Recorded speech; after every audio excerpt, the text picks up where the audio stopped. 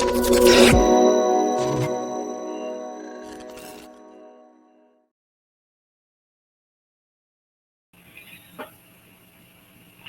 aí, pessoal, tudo bom? Como é que vocês estão?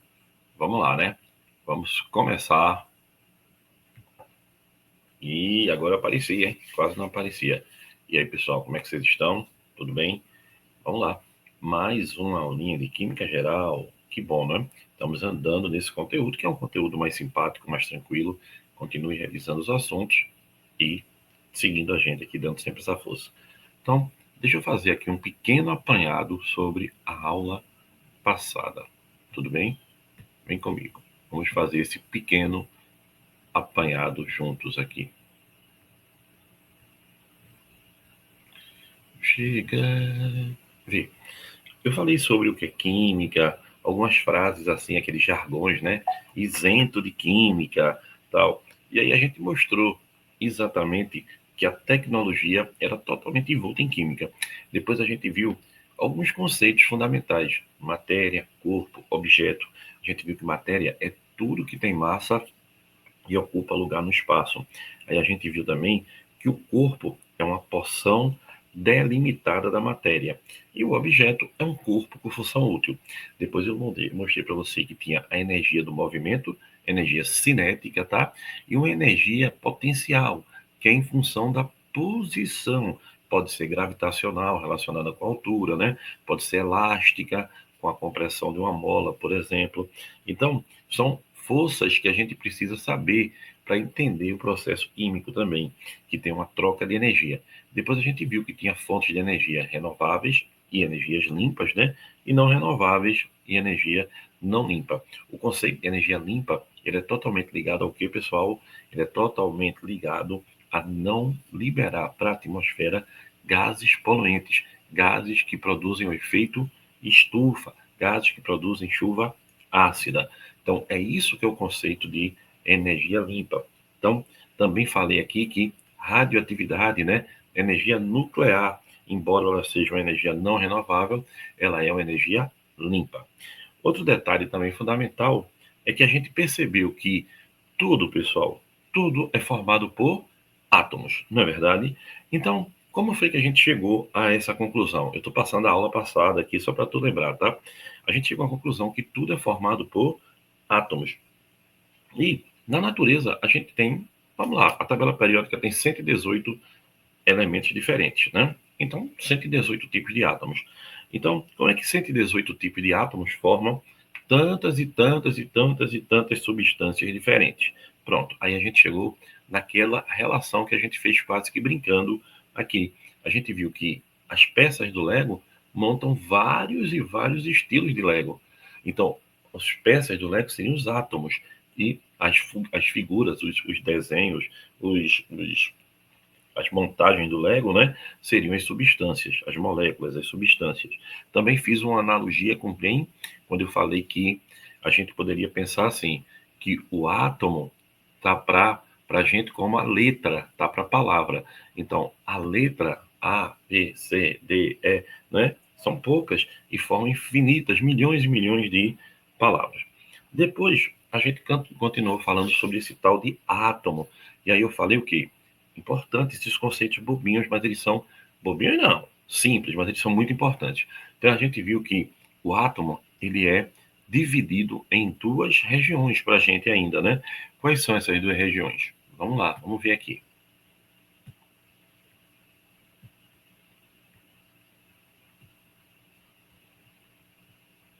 As duas regiões são núcleo e eletrosfera. No núcleo, a gente tem os prótons e os nêutrons. E na eletrosfera, a gente tem os elétrons. Lembrando que próton tem carga positiva, nêutron não tem carga e elétron é negativo. Outra coisa importante é que a massa do átomo ela está totalmente concentrada no núcleo. A massa do átomo, olha, que a gente chama de número de massa, né?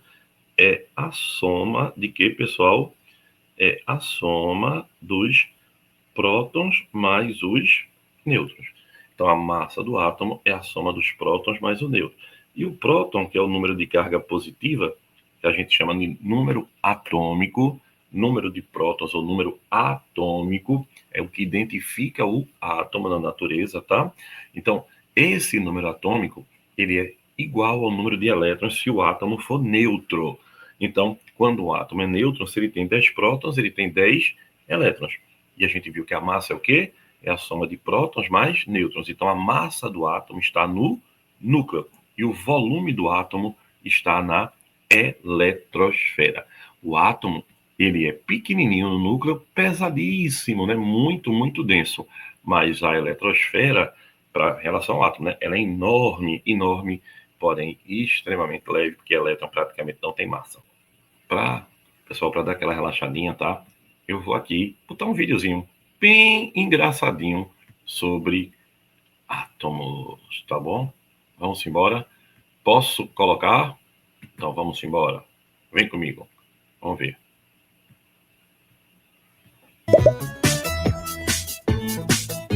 Quem pode identificar uma coisa muito pequena, a menor que vocês possam imaginar? Uma formiga. Hoje vamos falar de uma coisa muito menor ainda. Uma coisa que nem sequer dá para ver em um microscópio comum. Os átomos. Átomos?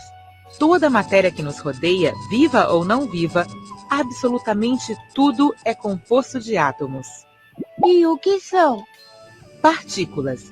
Foram chamados átomos porque durante muito tempo se pensou que os átomos eram a menor coisa que existia e que não podiam ser divididos. Mas no século XX, descobriram que os átomos são formados por partículas ainda menores. E que partículas formam um átomo? Os átomos são formados por um núcleo e por partículas que estão o tempo todo em volta dele, e que se chamam elétrons.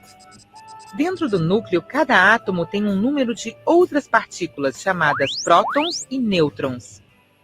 E por que essas partículas se mantêm unidas e não se separam? Porque tem muita energia ali. E os átomos são todos iguais? Não, existem átomos com mais e com menos elétrons, prótons e nêutrons. E todos eles são muito diferentes entre si. Para classificar e estudar todos os átomos conhecidos, eles foram agrupados numa tabela que se conhece como a Tabela Periódica dos Elementos. Ali vocês vão encontrar desde átomos muito conhecidos como o oxigênio ou o hidrogênio, até outros com nomes tão estranhos como praseodímio ou tungstênio. E o que significam os números e as cores que tem na tabela? O número é a quantidade de prótons que tem no núcleo de cada átomo e se chama número atômico. As cores indicam que alguns átomos podem ser agrupados por certas características e por suas propriedades. Estes grupos têm nomes diferentes: metais, não metais, metalóides e gases nobres.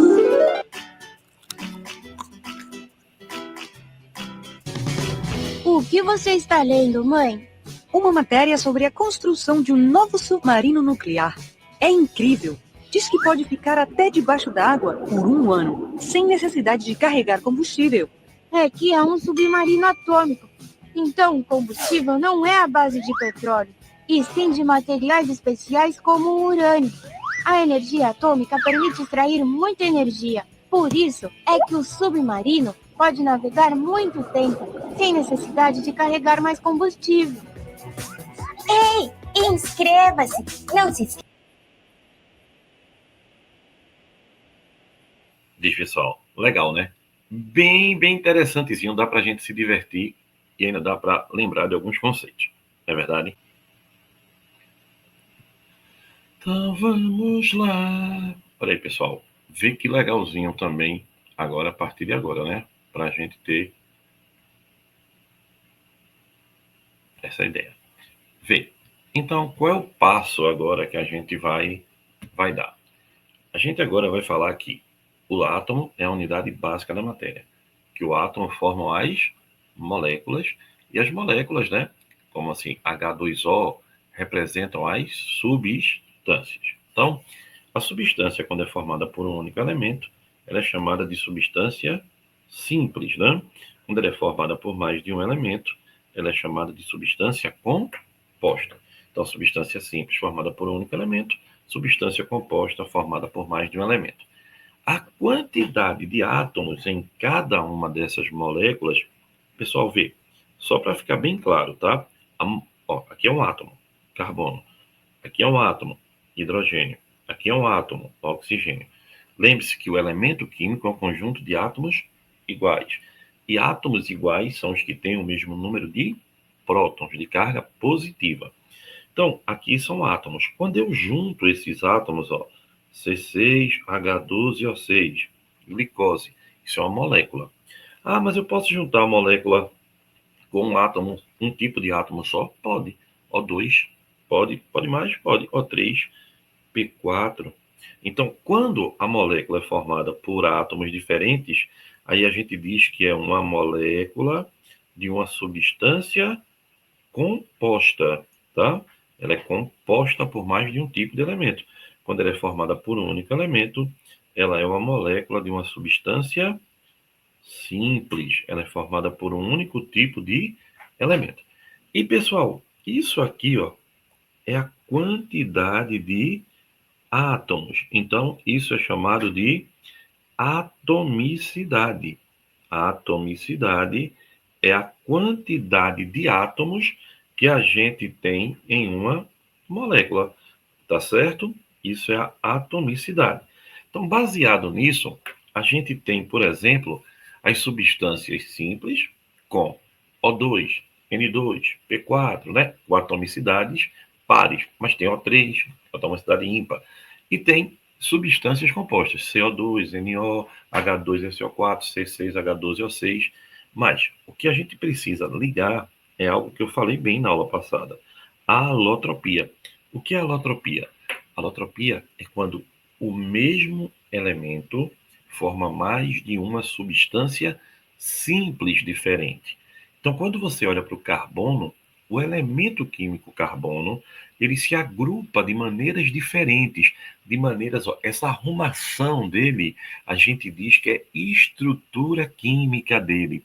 E aí ele pode formar diamante, pode formar grafite, pode formar grafeno, pode formar aquela bolinha linda chamada Buckminster fullereno. Então são substâncias simples do carbono. E o interessante, embora tudo seja carbono, eles têm propriedades diferentes. Lembra que eu falei do grafeno? O grafeno é um material mais resistente, é um maravilhoso condutor de corrente elétrica, ele é plano, ele tem, pessoal, uma característica fundamental. Como ele é um ótimo condutor e como ele tem estrutura hexagonal, lembre-se, é só carbono, então ele tem ligações duplas, eles têm elétrons, chamados elétrons da dupla ligação. Um é sigma, o outro é pi, elétron pi, que dá ele uma condução de corrente elétrica. Aí eu falei que o grafeno era usado desde tela de celular até, pessoal, hoje em dia na construção de edifícios, de prédios, né? E olha o que eu falei aqui, ó, o grafeno, lembrar, ó, embora o vestibular coloque essa estrutura, levando o aluno a achar que só tem ligação simples, lembre-se que tem que ter o quê? 4 ligações do carbono. Ah, então bota hidrogênio. Não pode, porque é uma substância simples nesse caso. Então ele tem que ter as duplazinhas que eu marquei aqui para você. Lembrar disso, por isso que ele é um ótimo condutor de corrente elétrica. Já o diamante não é, tá? O diamante é uma estrutura gigante, uma estrutura grande, covalente, linda, com um arranjo tetraédrico. Já o grafite também é anel hexagonal. Ele também é anel hexagonal, tá? Por isso que você tem essa diferença entre eles. E aí, pessoal, lembre-se também que a alotropia não acontece só com carbono, não. A alotropia acontece com quem? Acontece com enxofre, acontece com o oxigênio, acontece com o fósforo. E aí, lembrando que, lembra que eu falei aqui do fósforo branco? Fósforo branco, ele é muito, muito, muito perigoso. E às vezes usado em guerra, né, pessoal? Usado em guerra, usado de uma maneira covarde, porque se joga na população civil e faz muito mal, porque queima muito, queima muito. E o oxigênio, que ele forma oxigênio O2, gás oxigênio, e O3, que é o ozônio, da camada de ozônio. Falando em camada de ozônio, vem cá que eu quero te mostrar um negócio legal. Vem que eu quero te mostrar uma camada bem legal. Bem legal. Vê, pessoal, vem que bonitinho. Pô, o Google tá botando um bocado de vídeo hoje, hein? É porque esses videozinhos são legais, pessoal. Eles ajudam, né? Vamos lá. Falando aqui do show de Alan. Mudanças no clima são consequência do aquecimento do planeta. A maioria dos cientistas já acredita que é a ação nociva do homem sobre a natureza que intensifica a emissão de gases poluentes na atmosfera, elevando a temperatura da Terra. Vamos entender como isso acontece. A Terra é aquecida por um fenômeno natural chamado efeito estufa. Sem ele, o planeta seria muito frio e a vida das espécies estaria ameaçada. Podemos comparar com uma estufa usada no cultivo de plantas. Os raios solares passam gerando calor, que é retido pela estufa e ajuda as plantas a crescerem. Na atmosfera, os gases de efeito estufa permitem que o calor gerado pelos raios do Sol seja retido, como um cobertor sobre o planeta, mantendo a temperatura estável na média de 15 graus Celsius. Mas essa temperatura está se elevando na superfície terrestre por causa do aumento da concentração de gases na atmosfera, especialmente o gás carbônico, que é produzido a partir das queimadas em florestas e da queima de combustíveis fósseis, como o petróleo, que abastece os carros a gasolina e a óleo diesel. Outros gases também contribuem para potencializar o efeito estufa, como os gerados a partir das fazendas de criação de gado. Desde o início da industrialização até os dias atuais, a temperatura média da Terra já teria subido quase 1 grau Celsius. No ritmo atual, as previsões são de que a temperatura do planeta possa aumentar em 4 graus Celsius até 2100. Isso pode impactar ainda mais o clima, provocando o derretimento das geleiras, aumento do nível do mar, desaparecimento de áreas costeiras, temperaturas extremas, secas prolongadas, tempestades, furacões, inundações que afetariam a produção agrícola e ameaçariam a vida de espécies animais e vegetais. A China e os Estados Unidos são os países que mais emitem gases poluentes do planeta. O Brasil está em 7º lugar no ranking. Para reduzir a emissão de gases de efeito estufa e limitar as mudanças climáticas, é necessário um esforço global.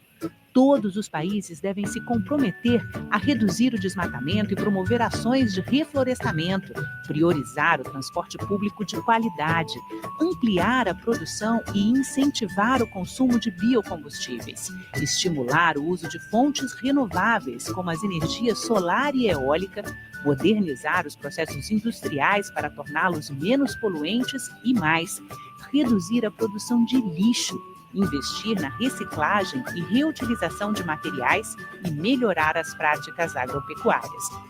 Governos e setores produtivos da sociedade têm que fazer a sua parte. Mas cada um de nós também pode contribuir adotando hábitos de consumo sustentáveis, economizando energia e dando preferência ao transporte público.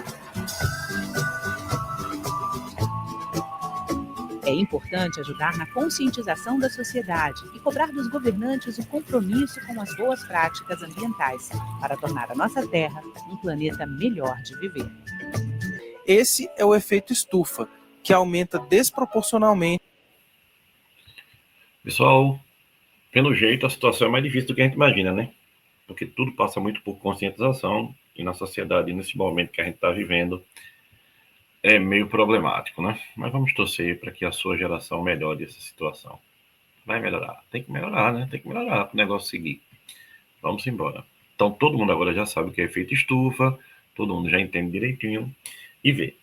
Eu posso agora dizer também que, olha, na alotropia tem um detalhe importante. O2 e O3 é uma alotropia onde mudou a quantidade de átomos. Então, eu digo que é a alotropia de atomicidade. Lembre-se, carbono, grafite e diamante é a estrutura. Tá? Então, é estrutural. Então, lembre-se, os alótropos, eles podem diferenciar na quantidade de átomos, O2, O3, tá? Como podem diferenciar na estrutura, a maneira como eles são arrumados. Aí, veja, quando eu pego duas substâncias, independente de ser simples ou composta, e junto elas, eu tenho uma mistura. Essa mistura, pessoal, se ela é formada por átomos iguais, tá certo, entre si, que você tem uma mistura de substância simples, tá? Quando você tem átomos iguais entre si, somente átomos iguais entre si, você não tem mistura, você tem uma substância pura. preste atenção que eu não fui muito claro agora aqui não. Vê, imagine que eu chego aqui dentro e a gente tem o poder de olhar as moléculas, ou os átomos, ou os íons, ou qualquer coisa que está aqui dentro. Vê que legal. Eu chego para você e digo, olha, tudo que a gente estuda é chamado de sistema. Sistema é nosso objeto de estudo. Então aqui é o sistema 1. Aqui é o sistema 2. Aqui é o sistema 3. Aqui é o sistema 4. Guga, vai ficar nessa? Calma, deixa eu aperreio. E aqui é o sistema 5. Veja, no sistema 1 só tem moléculas de oxigênio. Tá vendo tu? Olha aí. Só tem oxigênio. Procura outra coisa aí? Tem não. Então, o sistema 1 é uma substância pura simples. Só que, pessoal, olhando bem para o sistema 1, a gente percebe que o aspecto dele é homogêneo. Você não vê nada, você só vê o gás, né? Ali, tudo aqui, ó, aqui tem oxigênio. Então, eu digo que é o quê? Sistema homogêneo. Guga, não é mistura, não? Não. Por que não é mistura? Porque eu tenho apenas uma substância. Eu tenho apenas o que aí? Eu tenho apenas oxigênio. Então, não pode ser uma mistura. Concorda? O aspecto é homogêneo, mas só tem uma substância. Então, é um sistema homogêneo.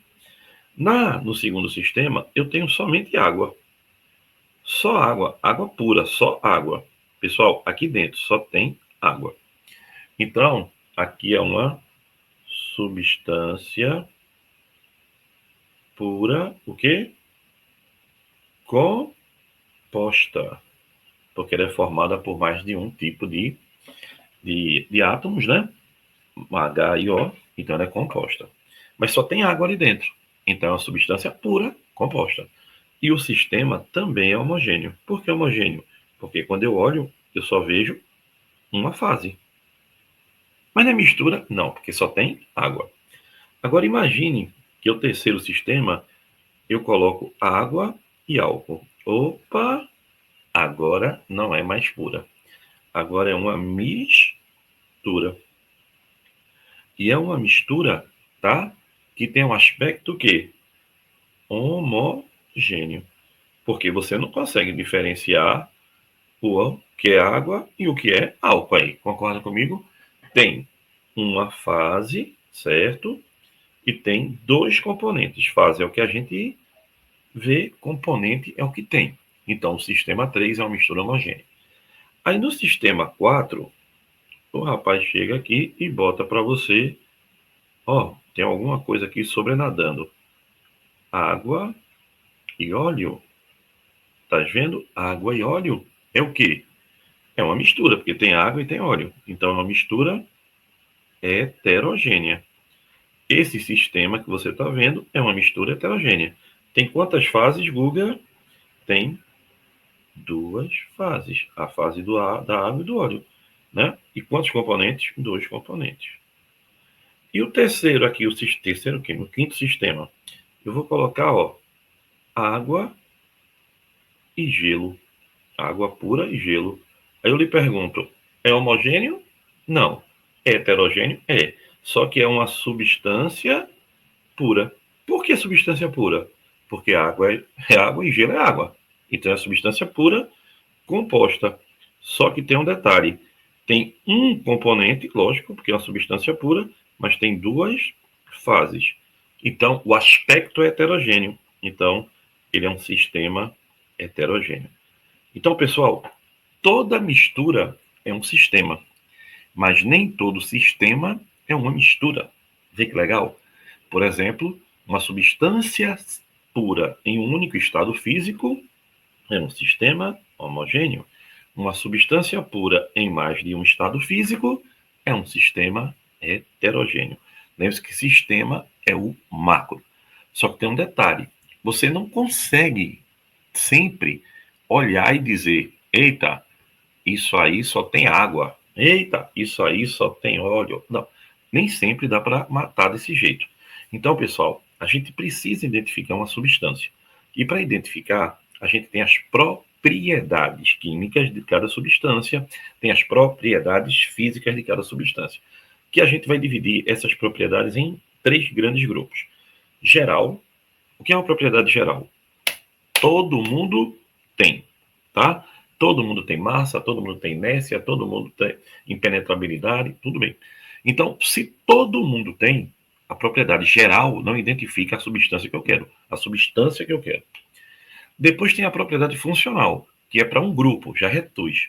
É um grupo que vai ter, não é todo mundo. Por exemplo, todo ácido e diarrênios ioniza na água liberando H+. Toda base tem gosto adstringente, diarrênio, né? Então, isso é uma propriedade de um grupo, mas é um grupo, e eu quero saber de um só. Então, para eu saber de um só, nem é propriedade geral, nem é propriedade funcional. É a propriedade específica. E o que é a propriedade específica? Aí sim, pode ser física, química e organoléptica. Organoléptica é relacionada aos sabores, né? Aos odores, à visão, às nossas, o quê? Nossos sentidos. Já a propriedade física é o que mais nos importa. Ponto de fusão, ponto de ebulição, densidade. Se a substância é pura, ela tem propriedades bem definidas. Então, acabou. Água. Se a água está fervendo, você olha lá no laboratório, ao nível do mar, 100 graus Celsius, é pura. Acabou. Ah, mas é 100,02. Não é pura. Porque a substância pura tem as propriedades determinadas. Bem determinadas, tá? E você vai agora entender comigo como é que numa prova de vestibular, como é que a gente vai fazer para identificar essas maravilhosas propriedades. Vê. Então, pessoal, vem cá comigo. Olha aí. A gente tem as mudanças de estado físico, né? Sólido, líquido e vapor ou gasoso. Então, passar do sólido para o líquido é fusão. Passar do líquido para o vapor é vaporização. Só que tem um detalhe, veja. A vaporização, ela pode ser 3 tipos. Ela pode ser evaporação, quando ela é bem lenta, não é isso? Ela pode ser ebulição, quando ela forma bolinhas, porque a pressão do líquido é igual à pressão atmosférica, e pode ser calefação, quando ela é bem rápida. Toda propriedade, toda mudança de estado do sólido para o líquido, do líquido para o gasoso e do sólido para o gasoso, você tem que dar calor. Então, é um processo endotérmico. Ele ganha calor. Imagine, uma pedrinha de gelo, para virar água líquida, tem que derreter. Então, a temperatura tem que aumentar. Então, ele ganhou calor. E a água líquida, para ferver, você tem que dar calor. Concorda? Então, são processos endotérmicos. Tudo que é endotérmico no sentido é exo no sentido contrário. Então, vapor para o líquido ou gás para o líquido é condensação ou liquefação, vai ser exotérmica. E do líquido para o sólido, solidificação, também exotérmica. Passar do sólido para o líquido e do líquido para o sólido, a gente chama de sublimação. Aí vê, lembra bem, Guga, tu pode mostrar um pouquinho mais isso aqui, que a gente não entendeu um negócio aqui. O que foi? Gás e vapor. Ah, certo. Vê. Pessoal, veja. Imagine que você tem uma escala de temperatura e pressão. E tem um ponto aqui no meio chamado ponto crítico. A gente vai ver isso aqui ainda na aula, tá? Aí é bom que quando a gente vê lá na frente já é uma revisãozinha, né? Você começou a ferver a substância. Primeiro ela é vapor. Aí você continua aumentando a temperatura. Aumentando a temperatura, ela vira gás. O gás, ele tem maior temperatura. Ele tá o quê? Mais livre, tá certo? Ele tá mais, as moléculas mais separadas. Então, o vapor, ele volta a ser líquido com um único fatorzinho, com o aumento da pressão. Se você aumenta a pressão, você junta as moléculas, aí elas voltam a ser líquidas. O gás não. O gás está tão livre que você diz, ei, vem cá, ele diz, vou nada, vem cá, eu vou nada. Então, só tem um jeito. Ele só volta a ser líquido se você fizer 2 coisas. O quê? Primeiro, você diminuir a temperatura e aumentar a pressão. Diminuir a temperatura porque você faz com que eles se agitem menos, vão ficando juntinhos. E aumentar a pressão porque você empurra eles para ficarem juntos. Então, quando eu tenho um gás que é mais livre e vai voltar para o estado líquido, aí eu chamo de liquefação. Quando eu tenho um vapor que vai voltar para o estado líquido, que é mais fácil então, né? Aí eu chamo de condensação, tá? Outro detalhe fundamental da gente lembrar. Lembrar, pessoal, mistura homogênea tem uma única fase, mistura heterogênea tem mais de uma fase. E aí, lembrar que, por exemplo, fase é o que eu vejo, né? Então, o granito, a gente olhando o granito assim de en passant, ele parece que tem só uma fase, mas tem não, viu? O granito tem 3 fases. 3 fases e 3 componentes. Mica, feldespato e quartzo. Então, lembrar desses tipos de detalhes. E outro é o que parece ser homogêneo, mas não é tanto. E nem é heterogêneo. A gente chama de coloide. Mas o coloide, ele vai ser identificado numa prova como um sistema heterogêneo, tá? Leite, tá? Sangue, maionese. Então, essas coisas são consideradas heterogêneas. E lembra o que eu falei agora há pouco? Substâncias pura. Substância pura. Em um único estado físico, sistema homogêneo, mas não é mistura. Substância pura. Pura em mais de um estado físico, é sistema heterogêneo, mas não é mistura. Aí eu falei o quê? Toda mistura é um sistema, mas nem todo sistema é uma mistura. Guga, como é que isso cai numa prova? Olha aí. O ozônio, massa molecular 48, apresenta temperatura de fusão de menos 192,3 graus Celsius e temperatura de ebulição de menos 111,7 graus Celsius nas CNTPs. A molécula possui um comprimento de ligação de 127 picômetros e ângulo de ligação do ozônio 116,8, apresentando momento de dipolo molecular resultante 0,53 D. O ozônio atmosférico é constantemente consumido e regenerado na alta atmosfera por meio da reação de átomos de oxigênio com gás oxigênio. O ozônio possui algumas aplicações tecnológicas de interesse para a saúde pública. Uma delas, pessoal, é a água ozonizada, tá? A água ozonizada. O ozônio ele é um bactericida. Então ele bota na temperatura ambiente, o ozônio é uma substância gasosa e a diminuição da sua concentração na alta atmosfera está associada a problemas ambientais. Camada de ozônio. Radiação ultravioleta. Então isso aqui é verdadeiro. O ozônio é uma substância apolar. Veja, cuidado. Substância não é a ligação. Ele falou, que o dipolo resultante é 0,53. Então, o dipolo resultante do ozônio é diferente de zero. Anota aí. Se o dipolo é diferente de zero, é porque a molécula é polar. Se o dipolo é diferente de zero, é porque a molécula é polar. Então, já sabemos que a resposta é letra E. O ozônio é utilizado em alguns locais no processo de tratamento da água para desinfetar e remover odores indesejáveis. Então, 1 e 3, verdadeiro. Questão bem legalzinha, né? Para você ter uma primeira visão dessa substância tão bonitinha que é o ozônio. Não é legal? Não é legal? Vamos lá, vamos continuar. Ozônio. Então vamos agora ver um pouquinho sobre este belo indivíduo. Olha que legal, vem-se embora comigo. Rapidinho esse, um minutinho, um pouquinho. No vídeo de hoje vamos aprender um pouco mais sobre a camada de ozônio. A camada de ozônio encontra-se entre 20 e 35 quilômetros de altitude, na faixa denominada estratosfera.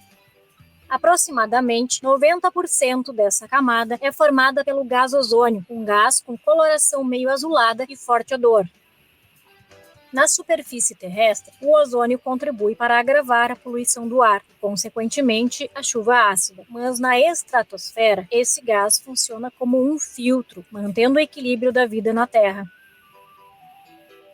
A principal função da camada de ozônio é filtrar e impedir a passagem dos raios ultravioletas para a superfície da Terra. Como resultado, ao realizar essa função, impede também o aumento do aquecimento da Terra, o desenvolvimento do efeito estufa, o aquecimento global, o derretimento das calotas e, consequentemente, o aumento dos níveis dos oceanos, além de proteger contra doenças que são desencadeadas por esses processos, como o câncer e envelhecimento precoce da pele, problemas relacionados à visão e enfraquecimento do sistema imunológico.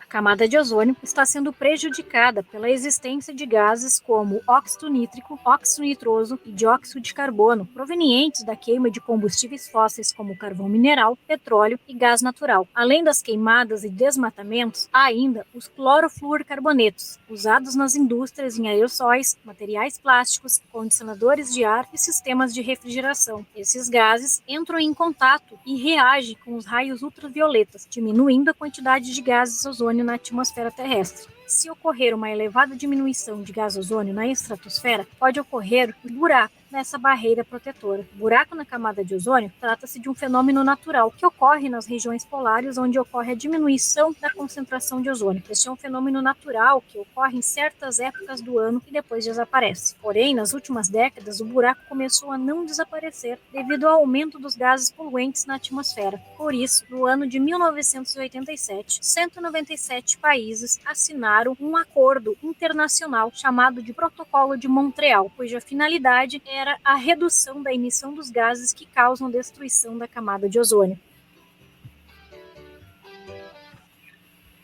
Meu povo, não é fácil. Não é fácil, não. Porque aí agora, né, com certas políticas aí, o pessoal saindo dos protocolos assinados e tal. É bronca. Mas vamos embora, que o mais importante é o que interessa. Vamos lá. Veja. Como é que esse negócio pode cair num SA também? A gente já viu, né? Veja, observe as imagens a seguir. Isso aqui é um fulereno. Aí trata-se respectivamente de uma representação da molécula de fulereno, carbono 60, e da estrutura geodésica de Richard Fuller, que serviu de inspiração para seu nome, que é Buckminster fullereno.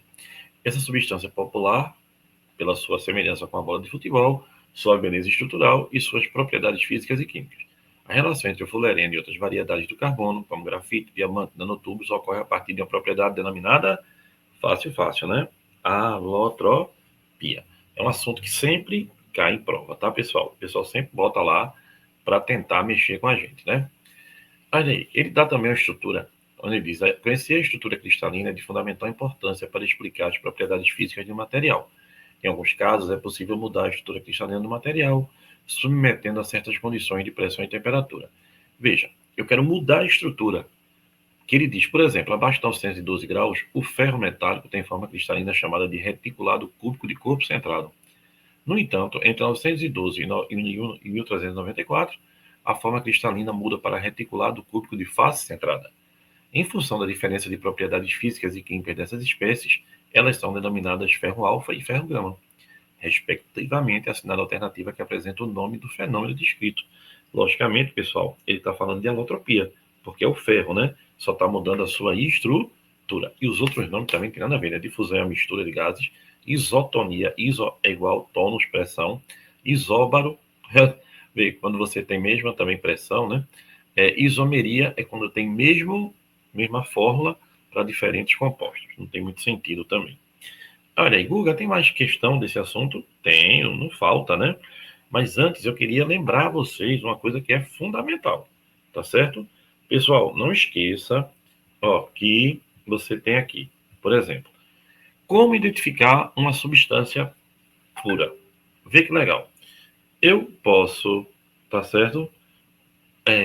Fazer uma coisa bem legal. Eu posso aqui, ter um gráfico onde eu tenho 2 patamares. Esses patamares, tá? Quer dizer que está com a temperatura o quê? Constante. Então, quando a substância é pura, ela sempre muda de estado físico com temperatura constante. Quando a substância é pura, ela sempre muda de estado físico com temperatura constante. Fusão e ebulição, ou qualquer mudança. Então, ele tem 2 patamares. Olha o contrário. Quando é uma mistura, o ponto de fusão e de ebulição alteram. Então, não é constante, não é uma retinha. Ele vai ser uma subida ou uma descida, né? Depende se eu estou aquecendo ou resfriando. Por que isso? Água e açúcar. Quanto mais açúcar eu coloco, mais difícil fica de ferver ou congelar. Quanto mais soluto eu coloco, tá? Então, como a mistura não tem composição constante, ou seja, quanto mais soluto, o que é que acontece? Maior a variação nos pontos de fusão, de ebulição, tal. Então, ela vai ser sempre um gráfico mudando. Olha para cá. Existem umas misturas bem conhecidas da gente. Mistura eutética. Essa é interessante, porque ela começa de boa. Ela começa constante. Aí o cara diz, opa, é uma substância pura. Aí quando chega lá em cima, varia. Então, o que é uma mistura eutética? Eutética, ela tem ponto de fusão constante e ponto de ebulição variável. Mistura eutética tem ponto de fusão constante e ponto de ebulição variável. Já a azeotrópica é o contrário. Começa variando e termina o quê? Constante. Então, aqui a gente tem o quê? Mistura azeotrópica ou azeotropo. Vê que legal. Então, substância pura, ponto de fusão e ponto de ebulição constantes. Mistura, varia tudo. Mistura eutética, fusão constante e ebulição variável. E mistura azeotrópica, aí, ó, fusão variável e ebulição constante. Não pode esquecer esse gráfico. Pessoal, é importantíssimo a gente lembrar disso mesmo, tá?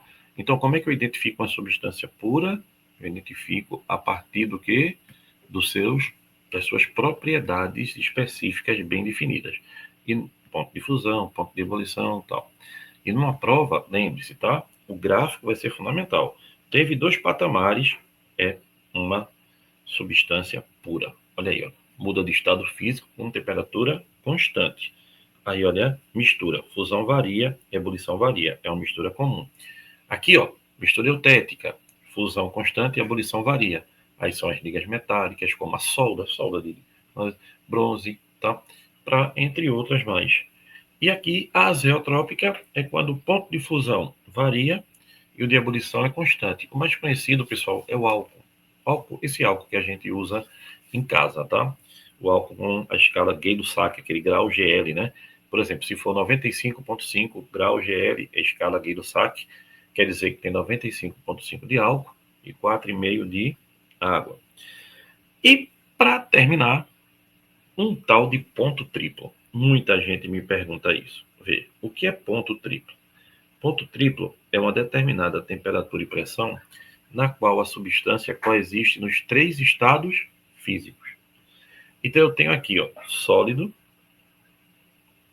líquido e vapor. Passando aqui, ó, aqui é o ponto crítico. Lembra que a gente conversou? O que é o ponto crítico? É quando o vapor se transforma em gás. Então, pessoal, se ele botar uma seta aqui assim, ó, essa seta aqui é o quê? Fusão, né? Se ele botar aqui, ó, líquido para vapor, a gente vai dizer que é o quê? Vai dizer que é evaporação, mas pode ser ebulição ou pode ser calefação. A gente chama de vaporização, né? Então, o ponto triplo é quando a mesma, veja bem, a mesma substância está nos 3 estados físicos ao mesmo tempo. Então, aqui, ó, a água na temperatura de 0,01 grau e na pressão de 0,06 atm, ela está nos 3 estados físicos. Dificílimo, né, pessoal? Dificílimo. E lembra que eu falei do ponto crítico, né? Vapor, não é ponto triplo, é ponto crítico. Vapor é uma substância que na fase gasosa, né, ele tem uma temperatura inferior ou igual ao ponto crítico. Se eu aumentar a pressão, ele volta a ser líquido. Se passar do ponto crítico, é gás. Aí só volta a ser líquido se eu fizer o quê? Variar a pressão e temperatura. Então, pessoal, fusão. Passagem da fase sólida para líquida, gelo derretendo. Vaporização. Passagem da líquida para gasosa. Água fervendo, ebulição. Água de uma poça evaporando, evaporação. E a panela na uma panela quente na torneira, aí é calefação. Solidificação é a passagem da líquida para a sólida, não é isso? Como você vai ter o que agora aí? O gelo, água congelando. Condensação, passagem da fase gasosa para líquida. Condensação para vapores, liquefação para gás. E sublimação é da bolinha de naftalina, é quando passa direto do estado sólido para o gasoso ou do gasoso para o sólido. E aí, pessoal, fenômeno químico e fenômeno físico. Quais são as melhores maneiras da gente definir isso? Fenômeno físico é aquele que não altera a natureza da matéria. Então, papel rasgado, deixou de ser papel? Não. Panela explodiu, deixou de ser panela? Não. Então, é quando você não altera a natureza da matéria. Fenômeno químico altera. Por exemplo, respiração, ferrugem, queima, bioluminescência, lembra? Que é quando o animal emite luz. Então, pessoal, o fenômeno químico, ele altera a natureza da matéria. O físico, não. Outro detalhe que eu queria lembrar para você, bem legalzinho disso aqui, é que você vai ter, sempre na mudança de estado físico, uma mudança na energia cinética, tá? O sólido, as moléculas estão próximazinhas. No líquido, já estão mais agitadas. E no gasoso, está muito agitada. Então, quanto mais agitada, você vai ter o quê? Maior energia cinética das moléculas. Olha uma curiosidade. Tu conhece isso aí? Quartinha de barro. Para beber uma aguinha geladinha no interior. Pessoal, o que é que acontece? A água na quartinha fica geladinha. Não fica gelada, mas fica geladinha. Por quê? Parte da água, ao atravessar os poros do pote de barro, passa do estado líquido para o estado gasoso. Evapora, não é isso? Neste processo, quando ela está evaporando, ela está absorvendo. A evaporação não é endotérmica, lembra? Está absorvendo o quê? Endotérmica. A água está absorvendo energia das paredes do pote. E aí o pote fica friozinho, e ele está perdendo calor, né? E aí a água fica geladinha ali dentro. É bem legal esse processo que a gente tem aqui. Então, revisando, tá? Substância pura muda de estado físico com temperatura constante, tanto pode ser aquecendo como resfriando, não é verdade? Agora, lembre-se, o que é o ponto de ebulição? O que danado é ebulição? Lembra que eu falei? A ebulição só ocorre quando a pressão atmosférica, que é a pressão da coluna de ar, se iguala com a pressão do líquido. Então, quanto maior a altitude, quando está num lugar muito alto, a pressão atmosférica é baixa, então você ferve mais rápido. Se você ferve mais rápido, você demora mais para cozinhar. Não é legal? Então, não esquece isso não, tá? Então, pessoal, olha para cá. Vou mostrar aqui. Preste atenção. Deixa eu vir aqui. Ó, imagine, você tem aqui.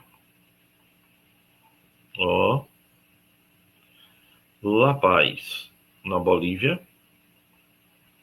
e Recife, Pernambuco. Olha os tubarãozinhos da gente aqui, bonitinho. Nossos tubarões de amizade já com a gente, né? Olha a pressão atmosférica na Bolívia, que é muito menor do que a pressão atmosférica em Recife, nossa terra.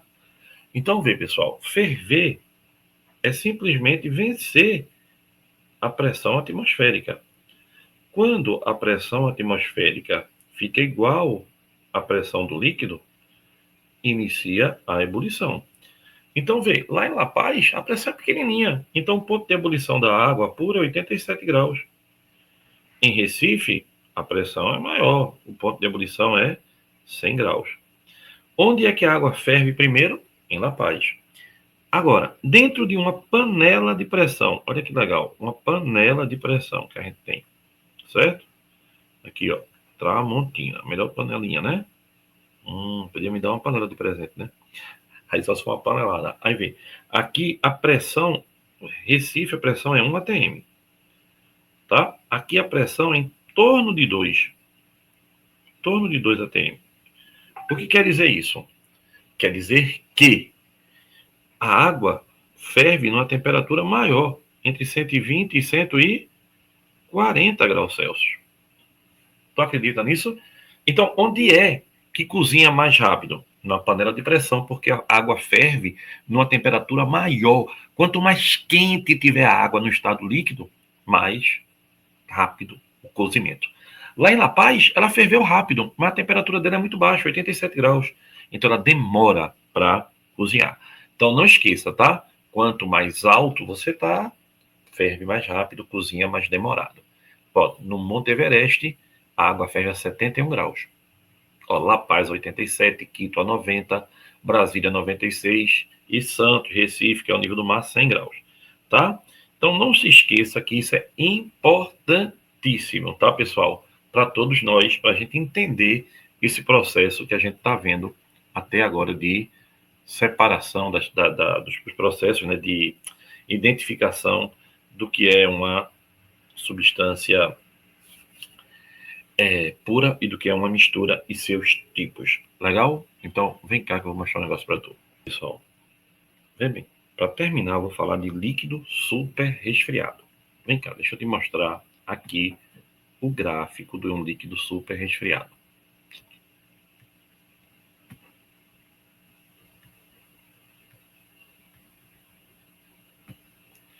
Olha, você tem aqui, né?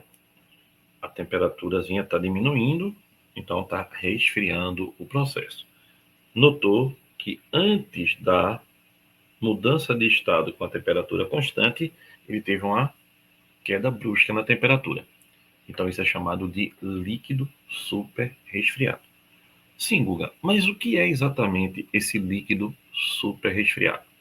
Vem cá, deixa eu te mostrar para tu, nos teus olhos, para você entender na prática. Vamos entender na prática o que é o líquido super resfriado. Veja bem. Imagine que você tem um copo de água bem gelado. Aquela cerveja que o pessoal bota bem gelada, tá? Mais gelada do que a geladeira, por exemplo. A água está bem abaixo de zero, porque é a temperatura que a água normalmente congela. Mas mesmo assim, a água ainda está líquida, não virou gelo. Isso é chamado líquido super resfriado. Imagine que você tem um copo de água bem gelada, nessa temperatura de -5. A água congela zero, você tem ela a -5. Mas nesse copo, a água está líquida, mesmo estando abaixo de zero. Pessoal, sabe por que isso acontece? Porque não há nada que ajude a água a começar a formar o gelo. Como, por exemplo, uma sujeirinha, ou então outro pedacinho de gelo. Agora, se você pegar esse copo e bater nele, ou jogar um pedacinho de gelo dentro dele, a água vai congelar de uma vez. Trum! Então, vê, não estava -5, mas estava metastável. Estava num estado metastável. Então, quando você agitou, ela congelou. Como ela estava -5, o gráfico faz, vai -5 e volta para quanto? Para zero. Então, você deu um empurrãozinho. Então, isso é o que a gente chama de estado de líquido super resfriado, ou estado super metastável, estado crítico, que a gente conhece também. Olha cá, vê, tá bem explicadinho isso que eu falei para você, né? Então, olha aí, ó. Quando a temperatura de um líquido diminui abaixo do seu ponto de solidificação, sem que ele mude a fase, formando, então, pessoal, o sistema metastável. Qualquer perturbação, ele volta para o estado. Como ele estava em -5, ele volta para zero e congelou, tá? Qualquer coisa. Esse sistema, pessoal, ele é um sistema meio difícil da gente ter no dia a dia. A solidificação só tem início quando as moléculas de água conseguem se organizar. Então, elas voltam e formam um cristal bem bonitinho para você, tá? Isso ocorre muito com refrigerante, com cerveja, né? Quando você coloca a mão no... erradamente assim. Erradamente não, né? Coloca no gargalo e congela imediatamente. Então, vê. O avião da Air France que caiu aqui perto de Fernando Noronha, nem tão perto, né? Aconteceu isso, tá? Durante a viagem desse avião, a água ficou super resfriada devido a uma tempestade que estava, né, naquela rota dele ali. E aí, o pilot, que é um tubozinho, automaticamente leu como se estivesse falhando tudo ali, tudo errado. Aí ele desligou os motores. Ele desceu. Quando tentou subir, não deu mais, né? Então, isso é um processo aí bem interessante. E também tem um superaquecimento. Uma substância também pode se apresentar no estado líquido em temperatura superior ao seu ponto de ebulição, sem ferver. Também pode. Essa é uma situação, pessoal, entenda, isso é uma situação de exceção, tá? É uma um momento que a molécula não está na sua condição normal, está numa desordem maior do que o normal. Certinho? Então, vamos lá. Aqui tem, ó, a mistura de 27% de etanol anidro na gasolina, válida desde 16 de março em todo o país, foi resultado da alteração da legislação. Isso não interessa. A mudança somente foi concretizada após diversos testes feitos a pedido do governo e também pelas entidades representantes dos fabricantes de carros, motos, autopeças, os quais apontaram a viabilidade técnica e ambiental da alteração. Levando em conta essa mistura, pode-se considerar que o sistema gasolina-etanol é um exemplo de... Pessoal, cuidado, né? Gasolina e álcool, embora a gasolina não misture com a água e o álcool misture, mas a gasolina mistura com álcool. Por quê? Olha, a molécula do álcool é isso aqui, ó. O nome dele é etanol, tem 2 carbonos. Essa parte dele é uma parte chamada apolar, tá bom?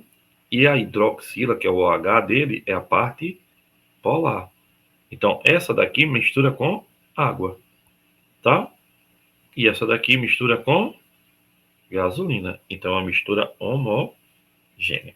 Respostazinha bem bonitinha para essa questãozinha. Gostasse dessa? Espero que sim.